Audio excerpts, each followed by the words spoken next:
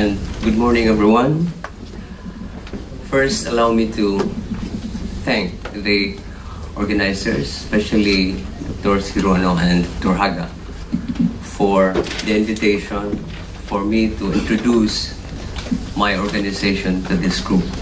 So basically, what I will be doing is introduce SATREPS, or the Southeast Asian Fisheries Development Center, Aquaculture Department, how we help the growth of aquaculture in Southeast Asia.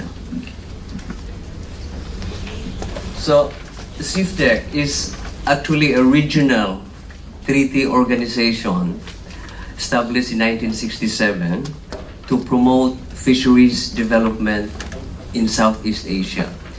So there are 10 member countries of SATREPS, and these are the ASEAN member countries. So we have here the Philippines, Brunei Darussalam here, Indonesia, Singapore, Malaysia, Vietnam, Cambodia, Thailand, Laos, and Myanmar. And aside from the 10 ASEAN member countries, we have Japan. Okay, Japan played a major role in the establishment of the organization and until today. So there are 5 technical departments of SATREPS, and these are located in different Southeast Asian countries. We have a training department that deals mainly with capture fisheries, okay, fishing gears, fishing vessels. This is based in Thailand. And we have a marine fisheries research department that works mainly on post-harvest. And this is based in Singapore. The aquaculture department where I am, we do aquaculture research. This is based in the Philippines. And we have the 4th department that deals mainly with coastal resource management. And this is the Marine Fishery Resources Development and Management Department. This is based in Kuala Terengganu, Malaysia. And we have a new department which was established only last year that deals mainly with inland fisheries. This is the Inland Fishery Resources Development and Management Department. This is based in Palembang, Indonesia. So these 5 different technical departments are spread across these 5 member countries of SATREPS. Now I will be discussing to you what are our activities and our role in the development of promoting aquaculture development in the region. So this is SATREPS Aquaculture Department. Many of the professors here in Tumsat have been there. No, we are basically a research organization, and our mandate is to undertake aquaculture R&D that is relevant and appropriate for the region. And then we capacitate people, human and institutional resources, for sustainable aquaculture development, and we disseminate this information here, not only in the region but throughout the world. Now, all our activities in the department are conducted in 4 research stations. Okay. We have the Tigbawan main station here, and in our Tigbawan main station, this housed many of our laboratories, our breeding facilities, our hatchery and nursery facilities. We have a multi-species marine fish hatchery where we breed 7 species of marine fish. We have a shrimp hatchery, we have a crab hatchery, we have an abalone hatchery, we have a sandfish hatchery, a seahorse hatchery. And we have our own feed mill, a pilot one, and this enables us to really advance much in nutrition research, looking at the nutritional requirements of many of the aquaculture species that we are working. Service labs and training facilities. Remember, one of our functions is to capacitate people and institutions. So we do a lot of training courses. Library, we have a museum. And of course, in here, we have our offices and housing complex for all our staff, okay, many of our staff. Now, we have a brackish water station. In here, we mainly do research on nursery and grow-out technologies in brackish water environment. So here we do mainly with pond, okay, fish ponds, activities that relates to the brackish water environment. We have a marine station in an island where all our activities that relate to the marine environment is done here. So we have our fish cages. Many of our broodstock are here. Okay. And then we do a lot of activities also on freshwater commodities. We have here our Binangonan freshwater station in Rizal. This is along Laguna de Bay in the Philippines. So basically, we do activities in all the three environments: the marine environment, the freshwater environment, and the brackish water environment. And we do, let me just show you a few slides of the major accomplishments that we had that really improved or helped in the production of these species in the region. The first one would be our milkfish, okay, where the world's first induced spawning and larval rearing was done in when we did our research here in the early 70s, we worked closely with the scientists from the Oceanic Institute in Hawaii and the Tungkang Marine Lab in Taiwan. So these three organizations work closely hand in hand to develop the breeding and larval rearing, the nursery and growth technologies of milkfish. To develop the technologies for captive breeding, hatchery, nursery, and grow-out culture. Then we develop feed formulations for the various stages now used by the industry. For milkfish, we are now at the stage where the feeds that we use are specific for the different stages. We have larval feeds, we have feeds for the juveniles, we have feeds for the grow-out, and we have feeds for the breeders. Okay, so we come up with this formulation based on the basic studies that we do, nutritional requirements, protein, the different amino acids, lipids. And then we have the monodon, the tiger shrimp. Okay, during the early years when we have completed the life cycle here, AQD was home to a lot of trainees all over the world to train or learn how to produce this shrimp in captivity. As I have said, we're breeding 7 species of marine fish. Okay, for groupers, we're doing 4 now. Okay, we have the Asian sea bass, red snapper, rabbitfish, and the pompano. Okay, so our multi-species hatchery caters to all these species that we are working in the department. This is our species of abalone. This grows fast compared to the Japanese species. That's being a colder species, it grows a little bit slower. So we have developed the seed production techniques. We have diets now for larvae, juveniles, adults, and broodstock. Our diets for larvae really improved. This is a microparticulate diet. This has really improved the settlement rate, okay, for this abalone. And we have developed this technique for tagging. This is through the feeds, because right now we're doing some stock enhancement of this abalone. So our tagging through the feed will allow us to monitor that our released stocks are still there.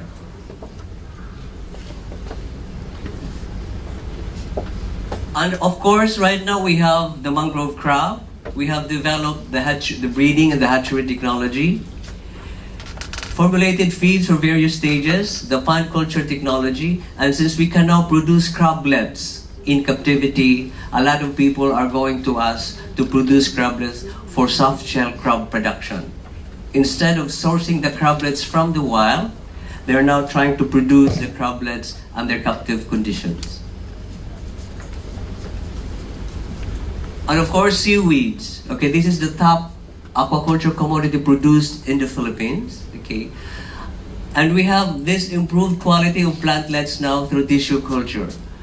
I would say, new strain of, or new product of plantlet that is produced in the lab grows 3 times faster than the ones used by the farmers now. These are now being field tested in several farms in the country, and the results were really very promising. Okay, the growth rate is 6 to 8% compared to 2 to 3% that is being used or experienced by the farmers. And of course, we do a lot of work also on freshwater. Okay, mainly tilapia, giant freshwater prawn, our native catfish, and some of our indigenous species in Laguna de Bay. As I have said, we do some work on stock enhancement. Okay, so we produce sunfish, we have a sunfish hatchery, we have seahorse, we produce top shells. We stopped this program now, of course, abalone, copy shells, and we don't produce giant clams, but we do restocking of giant clams. We link with the university in the Philippines that is producing the seeds of these giant clams. So our current research and development focus in the department now is to continue to generate sustainable aquaculture technologies and promote capacity building, okay, in support of regional programs for food security, poverty alleviation, and environmental preservation. So, the commodities that we are working are still more or less the same. Okay, we have these marine species here. Crustacean, our shrimp, we mainly focus on our monodon. And then for our crabs, we're working on mangrove crab and the blue swimming crabs. The technology to breed this are there already. Abalone, and then we have oysters and mussels. Our government is really trying to push for this one because these are the organisms that really need new input, okay, in mass producing them. So we're growing oysters individually, and with that they grow faster, okay, than the one in clusters. Freshwater species, then of course the seaweeds. We do work on aquatic ecology, okay, looking at the effects of the aquaculture activities in the environment. And of course, mangroves. And the other species we have here is sunfish and seahorse. In these commodities, the questions we're asking are mainly categorized in these 4 broad thematic areas. There is quality seed for sustainable aquaculture. Here we look at different approaches that will improve the quality of the seeds. Genetics, nutrition, different improvement in the culture systems, okay? And there is healthy and wholesome aquaculture. In here, we look at the component of health management. We know that the decline, or I would say especially for the shrimp, we have a lot of diseases coming in. Every year there's a new disease, okay? And I think many more will come because of the intensification of these activities by many of our farmers, okay? So we need to really be at least one step ahead of this. So more work really on looking at aquatic health management is needed. And we looked at also here nutrition. Okay, it is in this program where our work on fish meal substitutions, improving FCR, improving the feeding management, okay, to really improve the productivity of your activities. And then we looked at the effect of aquaculture activities to the environment in this program. As mentioned earlier by Dr. Soto, we're doing some work on IMTA, and I agree with Dr. Soto that somehow this has not really taken off in the field. Okay. So our approach here is really to show, we work with the farmers to really show to them that they can earn a little more by putting all these things together, but at the same time, show to them also the effect on the environment. So we have our work, the commodities that we're doing here is, we have the filter feeders, of course we have the mussels, the seaweeds, the oysters, and then some of the bivalves. We have some mangrove bivalves that we produce in the department. And we do this not only in the field, in the marine environment, but also in the pond environment. Okay, so we have studies that in a pond, in a 3 to 4 months culture of shrimp or bangus, you can have only 1 or twice water change if you put in this biomass of seaweeds and this biomass of bivalves. Okay, so we show to them the data, what the improvement in the water quality if you have this. And then of course, climate change. Our focus here is mainly on the critical stages of our different commodities that will be affected by the increase in temperature and acidity of the oceans. So we're looking at the effect of these 2 factors in reproduction and early development, because we believe these are the 2 stages that are very critical for these changes. And then of course, we look at the social effects of these aquaculture operations. So we bring in people. It's not that easy. So our approach really is to focus on some communities that really need some help, especially where poverty incidence is a little bit high. We bring them, or we group them together, participate in the activity, let them work together with us. So it's more, the activities are mainly focused on the freshwater environment and some in the coastal communities, but we target those commodities that are not that expensive to produce. So all our activities are categorized under these 5 thematic programs.